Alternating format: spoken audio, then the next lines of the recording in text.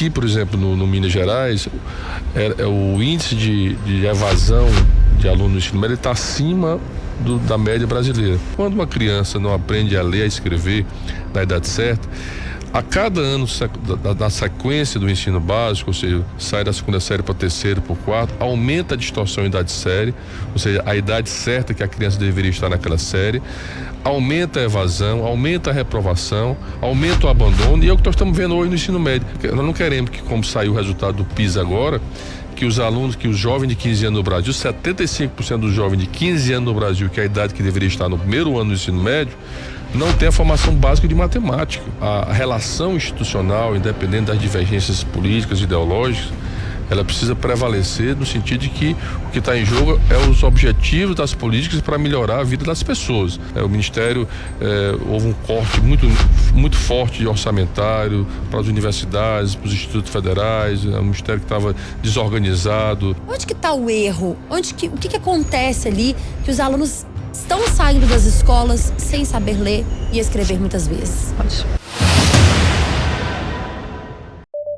Os principais nomes do cenário político passam por aqui. Café com Política. O Café com Política de hoje é especial e recebe o ministro da Educação, Camilo Santana, do PT. Ele está neste momento no Hotel Ouro Minas, em Belo Horizonte, e conversa com a FM O Tempo ao vivo. A editora de política de O Tempo, Cíntia Castro, está com o ministro. Também participa dessa entrevista. Bom dia, Cíntia. Bom dia, ministro. É um prazer falar com o senhor aqui na FM O Tempo. Bom dia, Thalita. Pois é, o ministro fez essa gentileza de conversar conosco. Daqui a pouquinho ele está indo para uma agenda oficial lá na cidade administrativa, junto com o governador Romeu Zema. Muito obrigado, ministro, por estar aqui hoje conosco. É um prazer, Cíntia. Bom dia a todos. Bom dia, Thalita. Bom dia a todos os ouvintes, telespectadores da FM. Ministro, FM O Tempo. Ministro, o senhor está aqui hoje para lançar, o programa Pé de Meia em Minas, a adesão do Estado a esse programa, que é um programa importante aí para combater a evasão escolar no ensino médio. Eu queria que o senhor falasse assim, qual que é a expectativa desse programa para Minas, em termos de números de estudantes que ele vai contemplar, de recursos, mas antes disso, para quem nos acompanha entender, essa questão da evasão, como que o senhor vê assim, sob o ponto de vista estratégico de um país, o que é tão prejudicial ter essa evasão escolar do ensino médio, e a gente tem números disso em Minas e em Brasil? Cíntia, o Brasil perdeu no último censo algo em torno de 480 mil jovens em um ano no ensino médio saíram da escola, ou por evasão, ou por abandono. Isso significa que se a gente imaginar que nós temos 6 milhões e 700 mil jovens no ensino médio brasileiro público, e a gente perde 500 mil por ano, imagine o que isso representa para o futuro desse jovem, para a economia, para a produtividade desse jovem. Nós temos hoje 69 milhões de brasileiros que não concluíram o ensino básico no Brasil, ou seja, não terminaram o ensino médio. Então, claro que o Pé de Meia, que é uma poupança para o ensino médio, é uma das políticas para garantir a permanência desse jovem. Porque às vezes ainda temos uma realidade no Brasil que muitas vezes o jovem abandona ou sai da escola do ensino médio pela idade dele, a idade de 15, 16, 17 anos, por uma questão de necessidade às vezes de trabalhar, de ajudar a família, por questões financeiras. Então, aqui, por exemplo, no Minas Gerais, o índice de evasão de alunos do ensino médio está acima da média brasileira. Você tem uma ideia, a média do ano do ensino médio brasileiro do último censo em Minas Gerais é 8,6%. Você tem uma ideia, só no primeiro ano do ensino médio, isso é 10,2% dos alunos evadem da escola.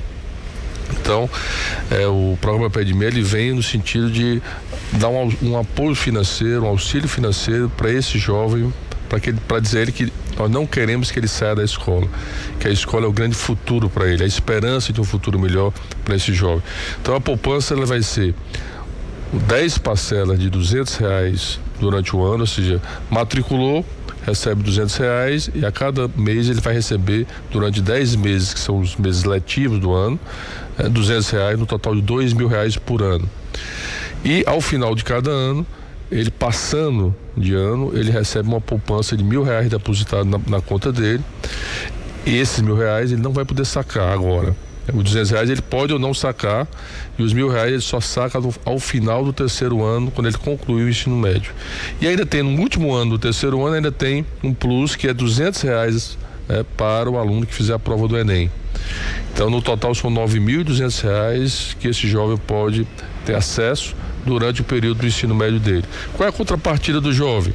Primeiro, ele precisa garantir pelo menos 80% em média de frequência em sala de aula. Ou seja, eu garanto a frequência para ele receber os R$200 mensal. E para poder receber os R$1.000, ele tem que passar de um ano para outro. Então, esse é um estímulo, um incentivo. Aí você pode perguntar, se isso é a política que vai resolver? Não, ela vai induzir juntamente com outras políticas. Porque a gente precisa ter uma escola hoje que o jovem precisa se sinta atraído por ela, sinta vontade de ir para a escola. Então, isso significa ter uma escola com uma boa infraestrutura. Por isso que no PAC agora nós lançamos escola de tempo integral, novas obras de creche, de escola de tempo integral, que Minas foi selecionado, vários municípios. Tem que ter uma boa formação de professores, tem que ter uma escola conectada, por isso o programa de escola conectada, para garantir internet de banda larga, com conectividade de alta resolução, para alta velocidade, para poder garantir uma boa formação pedagógica para o jovem. Então, um conjunto de ações, a alfabetização na idade certa, que inclusive é um programa que nós lançamos, que Minas Gerais, 100% dos estados de Minas Gerais aderiram ao programa. Então, um conjunto de ações, a escola tempo integral, que aqui em Minas Gerais, 119 mil novas matrículas nós começamos esse ano por adesão do estado e dos municípios. Então, um conjunto de ações para olhar para a educação básica e dizer que nós não queremos deixar nenhum aluno para trás no ensino básico no Brasil. Tem uma meta esse programa da evasão escolar? Por exemplo, você falou que ele não vai resolver sozinho, mas tem uma meta de conseguir segurar, reter esses jovens assim? A nossa meta é zerar a evasão. Até que ele precisa vir junto com alguns programas que alguns estados estão implementando. A busca ativa, para quando o menino não vai para a aula durante mais de um dia, 3 dias, começa a não frequentar a aula. Alguns estados têm uma política que é busca ativa, saber o motivo que esse aluno não está indo para a escola. E às vezes é um problema familiar, então entrar em contato com a mãe, entrar em contato com o responsável para saber qual o motivo que o jovem não está indo para a escola, tentar trazer ele de volta. Aliás, esse programa do Pé de Meia, que é a poupança, também busca trazer de volta o aluno que saiu da escola e quiser voltar.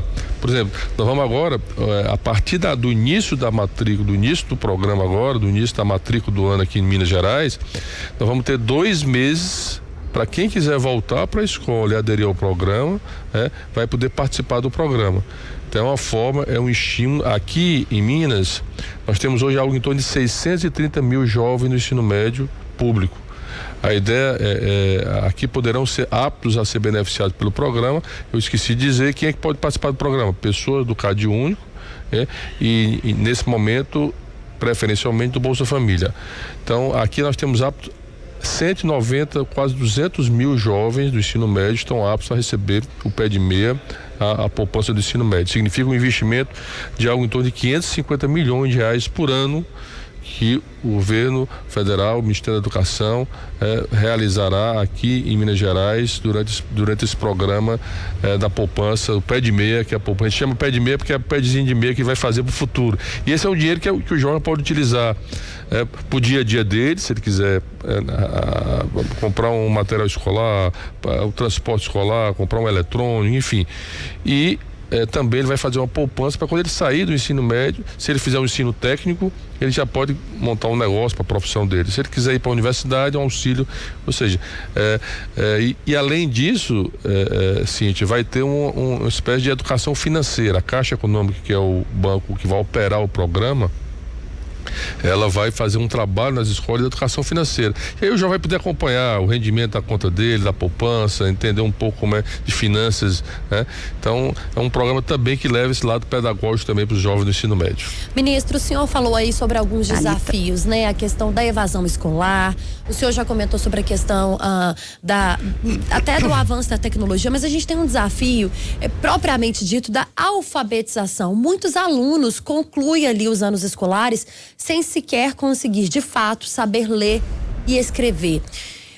Qual que é o erro nesse caminho? Já é identificado pelo Ministério da Educação? O que precisa fazer de fato para que o aluno, sim, tenha um incentivo como o programa Pé de Meia, aliás, importantíssimo e necessário, né? Outros programas também, feitos por estados e prefeituras, pelo governo federal. Mas onde que está o erro? O que acontece ali que os alunos estão saindo das escolas sem saber ler e escrever muitas vezes? Pode. Thalita,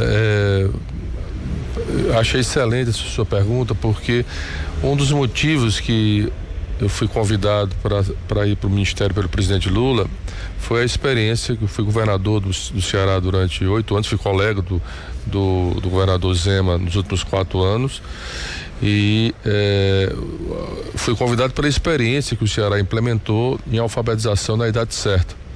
Então, uma das primeiras coisas que nós fizemos quando chegamos no Ministério, Thalita, foi construir com as redes, porque eu sempre digo que o papel do Ministério, porque quem executa a política do ensino básico não é o Ministério, são os municípios, é o Estado.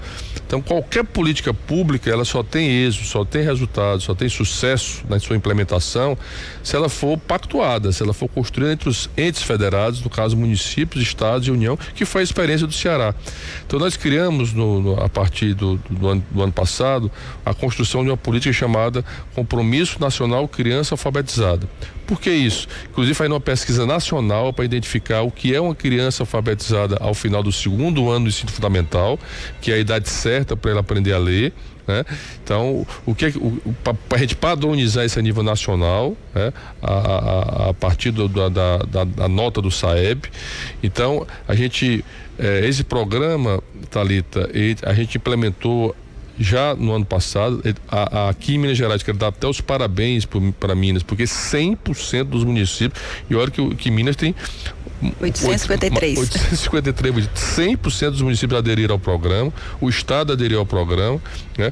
O que é que o programa traz? Ele traz toda uma orientação pedagógica na formação, da alfabetização. Nós estamos financiando material didático. Nós não queremos protagonismo nenhum do MEC, o protagonismo é do Estado e dos municípios. Cada município hoje tem um coordenador de alfabetização, cada regional de educação hoje em Minas e no Brasil tem um coordenador de alfabetização e o Estado tem 2. Isso pagos, financiados pelo Ministério.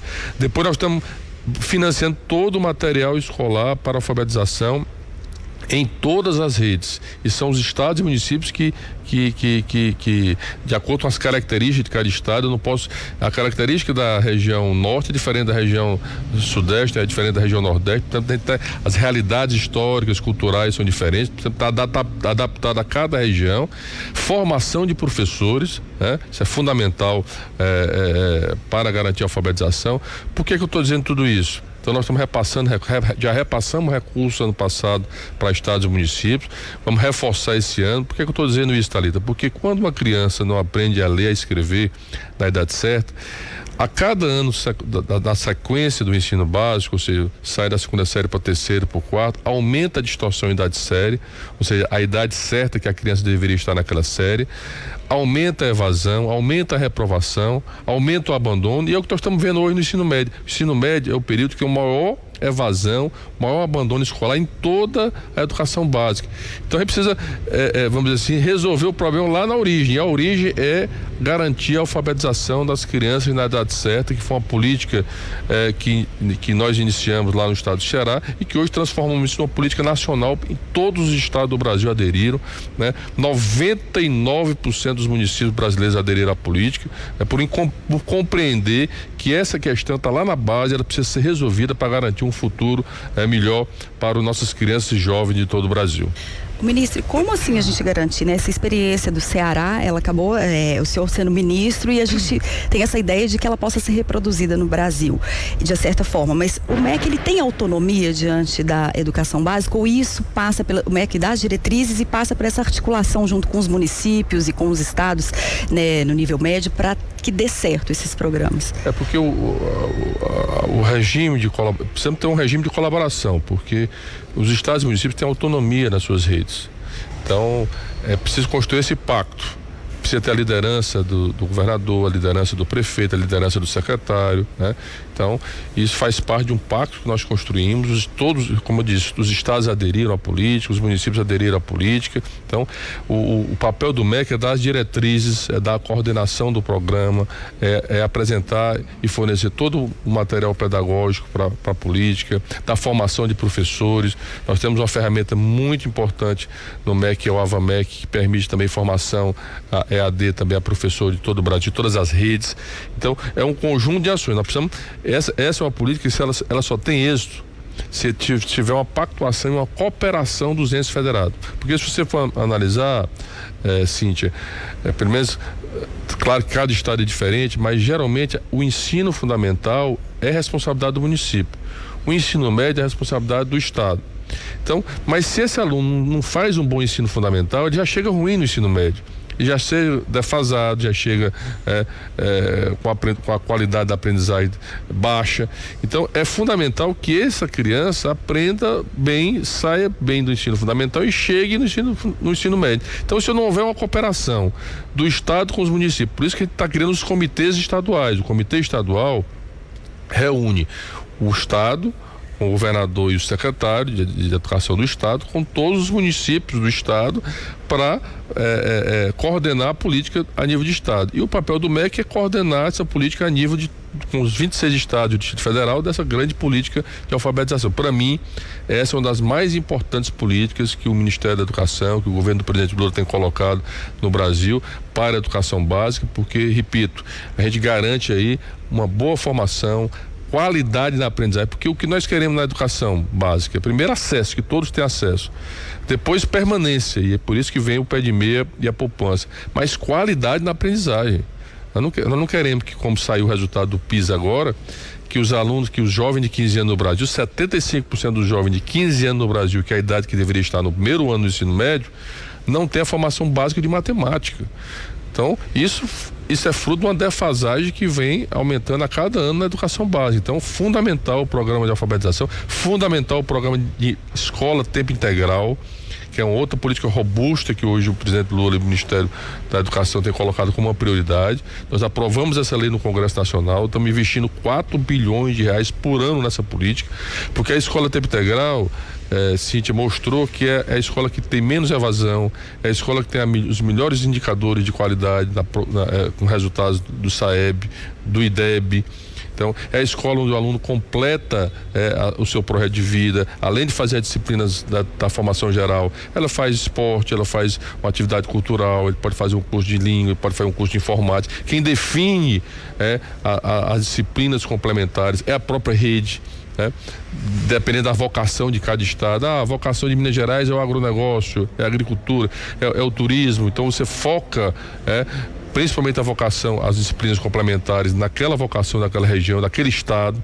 Então, para mim, é um conjunto de ações que a gente está trabalhando. Escola tempo integral, formação e valorização de professor, que você não pode querer exigir que o Brasil amplie a sua qualidade sem valorizar e reconhecer o papel do professor, que é fundamental, que eu quero deixar aqui um abraço a todos os professores de Minas Gerais. Então, um conjunto de ações, e o pé de meia vem como um complemento para dizer, nós não queremos perder nenhum jovem do ensino médio nesse país. Ministro, o senhor falou sobre o pacto pela educação, né? O senhor vai estar agora, daqui a pouquinho, com o governador Romeu Zema, e a gente sabe, assim, que o governador, ele tem se colocado em oposição ao governo Lula, né? Ele se mostra aliado do ex-presidente do governo, ex-presidente Jair Bolsonaro. Eu queria, na opinião do senhor, assim, isso, Minas fica prejudicada de alguma forma nesse discurso, nessa união política em relação à educação, pelo fato de não ter um alinhamento tão próximo do governador com o presidente? Bom, a orientação do presidente Lula e a minha também orientação e a minha visão de enxergar a política é de que nós precisamos separar. Eleição é uma coisa, quando você vira um governador de um estado, você é governador de todos os mineiros, como eu fui governador de todos os cearenses. Quando você vira presidente, você é presidente de todos os brasileiros. Então, a relação institucional, independente das divergências políticas e ideológicas, ela precisa prevalecer no sentido de que o que está em jogo é os objetivos das políticas para melhorar a vida das pessoas. E para mim a educação ela precisa estar acima de qualquer coisa. Porque nós estamos falando da vida de jovens, de crianças, do futuro, porque eu acredito que um país, para ser soberano, para ser justo, para ser ser desenvolvido, ele precisa investir na educação do seu povo. A história do mundo já mostrou isso. Então, para mim, nós vamos fazer todas as parcerias com Minas Gerais, com o governador Zema, com o governo do estado de Minas Gerais, com os municípios mineiros. Os municípios foram selecionados em 132 obras do PAC Seleções agora. São creches e escolas que todos os municípios que foram selecionados vão receber. Foram 155 ônibus também escolares para municípios mineiros. Estamos retomando as obras que estavam inacabadas e paralisadas também da educação básica. Minas Gerais vai receber 8 novos institutos federais também aqui para o estado, já anunciados também no PAC. Então, todas as políticas, independente do governador, independente do partido, esse para mim é a orientação do presidente. E podem ficar certo que Minas Gerais, os municípios participarão e serão beneficiados com todas as políticas do governo do presidente Lula na educação, porque o que nós queremos é melhorar a qualidade da educação pública no estado de Minas Gerais e no Brasil. E sempre dizer que parabenizar o esforço de cada secretário. Tenho me reunido com todos os secretários estaduais de educação, quero ainda esse ano reunir com todos, ir aos estados para reunir com os secretários municipais de educação dos municípios de cada estado, para exatamente a gente avaliar as políticas que nós estamos. Esse é o ano que a gente se diz que o ano de não só da colheita, mas também da avaliação. A gente lançou as políticas, agora vamos acompanhar, porque a política é isso, não é só lançar, não é só colocar o recurso, é avaliar o resultado, como é que está o andamento, como é que está a qualidade da implantação, quais são os gargalos, e eu assim, sou uma pessoa que gosta muito de ouvir.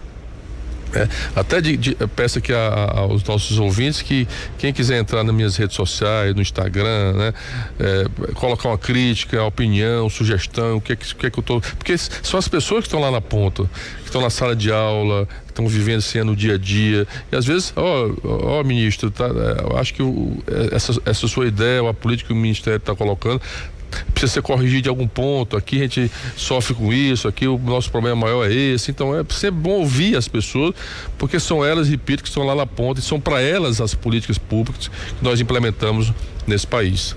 Ministro, a Comissão de Educação da Câmara tem como presidente o deputado Nicolas Ferreira, de direita, também é um crítico do governo do presidente Lula. Como que vai ser ou está sendo esse diálogo do Ministério da Educação com o Legislativo?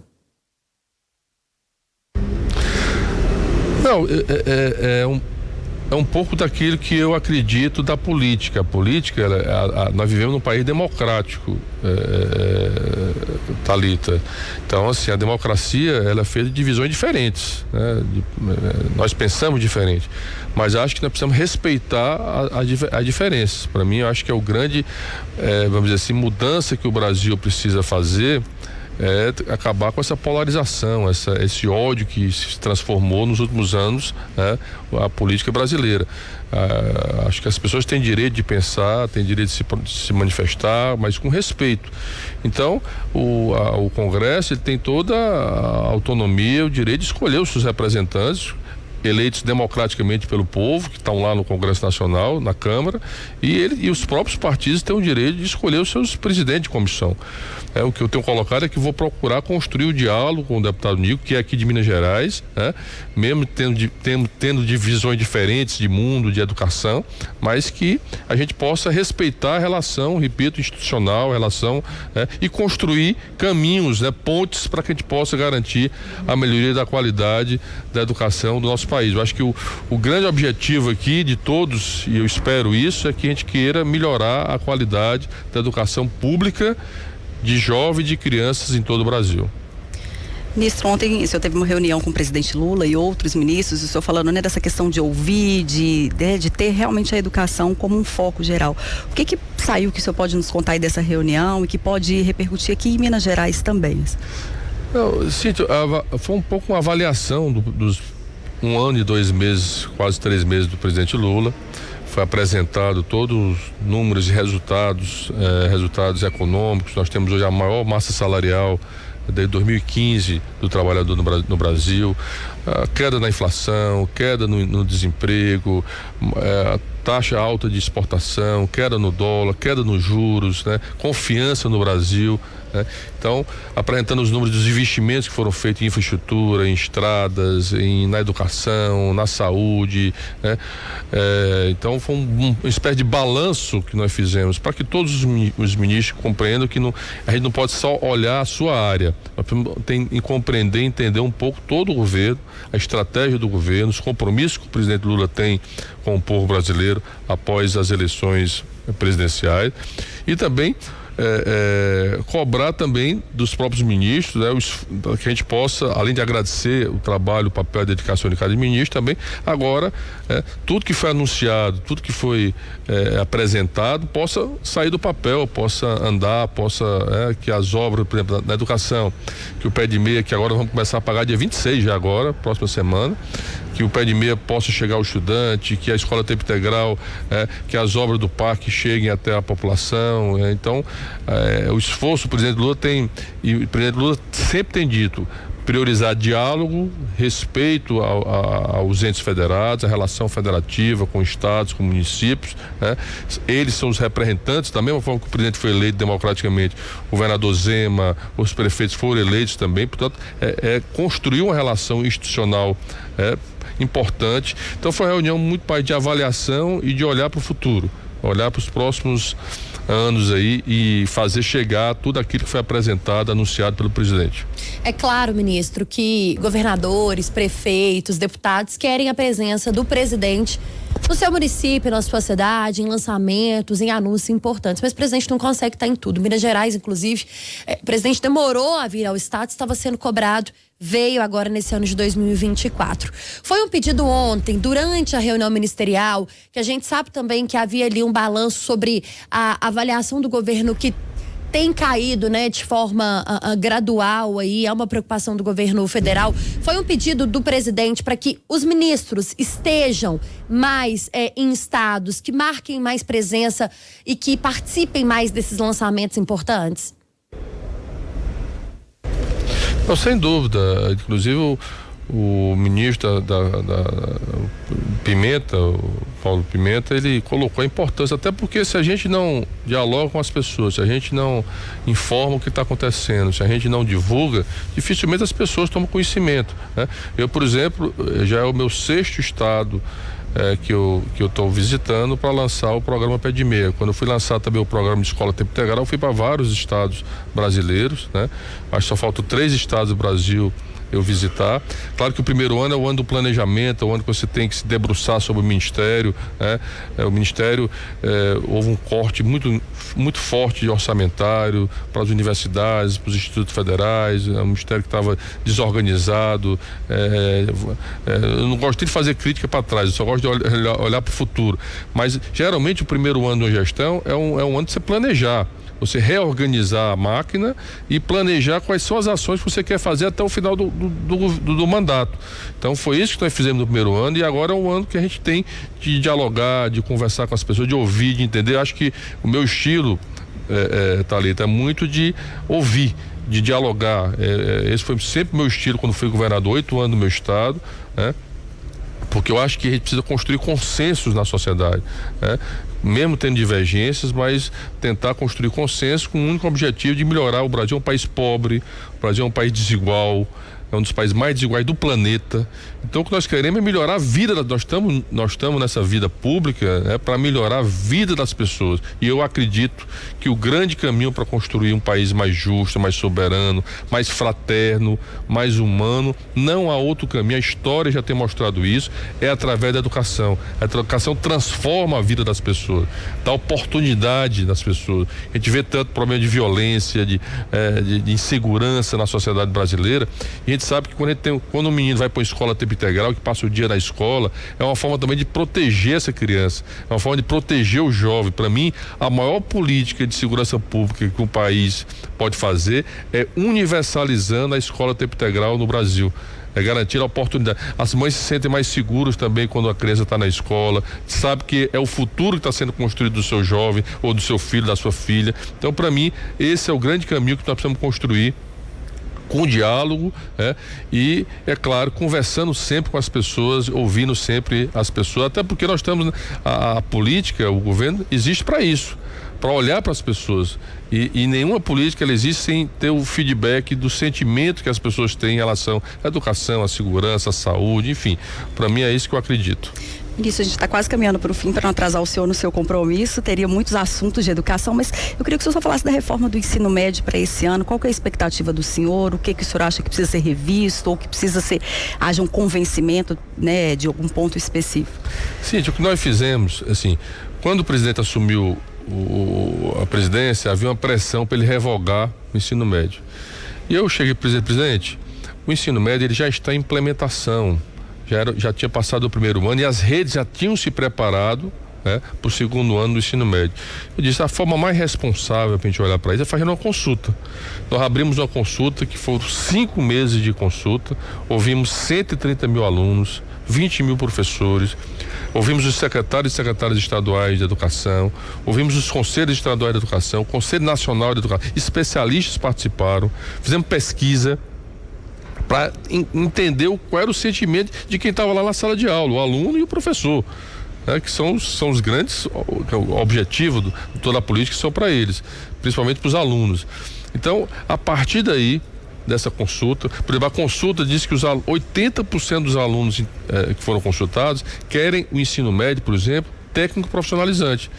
É por isso que nós estamos agora construindo uma política para fomentar que a gente possa ampliar a matrícula do ensino médio concomitante, integrado ao ensino técnico profissionalizante. Então a consulta fala de necessidade de melhorar a infraestrutura das escolas. Nós ainda temos escolas no Brasil sem banheiro, sem energia. Como é que você pode exigir qualidade nessa condição? Então, melhorar a qualidade da valorização e formação de professores. Então, um conjunto. Então, nós fizemos e depois sentamos à mesa com todas essas entidades, elaboramos um projeto de lei para fazer as correções e mudanças e melhorias. Esse projeto de lei foi encaminhado ao Congresso Nacional no final do ano passado, né? Eu tenho dialogado, inclusive ontem mesmo fiz uma reunião com o relator, que é o deputado Mendonça Filho, com lideranças da Câmara Federal, para que a gente possa chegar aí,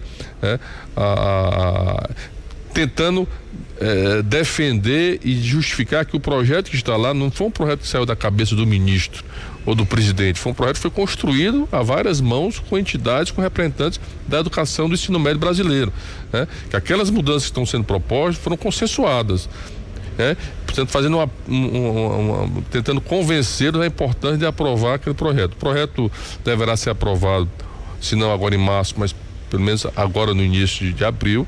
Nós estamos tentando construir aí também um consenso na Câmara para que o projeto seja aprovado. O que nós queremos é melhorar a qualidade do ensino médio no Brasil. Por que isso, Cíntia? Porque foi que fizeram. Tiraram o cargo horário da formação geral, incluíram nos chamados itinerários, e a grande reclamação é essa: nós precisamos garantir a formação geral básica dos alunos, precisa ser primeiro uniforme e garantir uma qualidade nessa formação geral. Então a proposta é retomar um pouco da carga horária da formação geral, focar no ensino médio técnico, mas mantendo também os itinerários para que possa ter uma flexibilização. Aliás, aqui em Minas estão estimulando muito o ensino técnico profissionalizado no ensino médio, como está em Minas, como está no Paraná, como está no Piauí, como está em São Paulo. O Brasil está olhando para isso. Então eu espero que a gente possa fazer as reformas agora no primeiro semestre, para que as redes possam se preparar para fazer as mudanças no ano que vem. Ministro, o senhor falou sobre os institutos federais. Minas Gerais vai receber 8 novos institutos federais. Há uma previsão para quando eles começam ou vão começar a funcionar, e quantos alunos eles devem atender? Em média, Thalita, são 1.400 alunos por cada instituto, né? Então, você faz a conta aí, dá mais ou menos mais de 10 mil alunos que deverão ter a oportunidade de novas matrículas a partir do funcionamento deles. A segunda etapa agora, nós estamos trabalhando a questão do local do instituto, terreno, ou se tiver algum local que já tem um prédio já existente, que possa ser cedido pela prefeitura ou pelo estado, ou possa ser comprado, para ser mais rápido. Nós colocamos 25 milhões para a obra de cada instituto desse, em média, esse é o valor. Então, ou o instituto vai ter que esperar ser construído, e aí já tem prefeitura doando terreno, o estado doando terreno, enfim, ou se a gente encontrar algumas situações, não, o prédio já tem um prédio existente, é uma escola, é um prédio que está lá sem funcionar, então nós vamos iniciar o funcionamento dele. Então, nós queremos o mais rápido possível, porque Thalita, faz parte da estratégia também do governo, ampliar a matrícula do ensino técnico no Brasil. E o Instituto Federal é uma das políticas mais exitosas nessa área, né, criada no Brasil. E o presidente Lula expandiu, quando foi presidente, os institutos federais em todo o país, e agora nós estamos anunciando mais 100 novos, e ele já disse que ia chegar a 1.000 institutos. Com esses 100 nós chegamos a 782, e na nossa meta é até o final do mandato do presidente chegar a 1.000 institutos federais criados. Portanto, Minas Gerais recebe esses 8 e com certeza receberá mais institutos ainda no futuro, mas nós queremos agora acelerar. Como eu estava dizendo aqui para a Cíntia, a gente anunciou, agora tem que entregar. Então a cobrança do presidente foi isso: olha, nós anunciamos, agora é acelerar, passar a marcha para que a gente possa fazer as entregas importantes que nós anunciamos, como esses 8 institutos federais. Então agora os reitores, onde é o município, junto com o prefeito, nós estamos trabalhando primeiro onde é o terreno, as questões burocráticas, para que a gente possa elaborar o processo, ser licitatório da obra ou ser aquisição de algum imóvel para iniciar o processo de funcionamento do Instituto. Ministro, muito obrigada mais uma vez, viu, pela gentileza, pela disponibilidade aí do tempo do senhor, com um tempo tão corrido, e te dizer que a gente está aberto aqui, né, FM O Tempo, quando o senhor estiver em Minas ou mesmo lá na nossa redação em Brasília, tá bom? Muito obrigada. Eu que agradeço a você. Obrigada. Cíntia, agradeço a Thalita e deixar um abraço aqui fraterno a todos os ouvintes da FM Tempo. Tá joia. Obrigada. Um prazer. Com você, Thalita. Obrigada. Obrigada, Cíntia Castro, editora de política de O Tempo, e a gente agradece também ao ministro Camilo Santana. E, claro, todo mundo fica feliz, né, gente, quando há anúncio de investimento, principalmente quando a gente fala sobre a educação.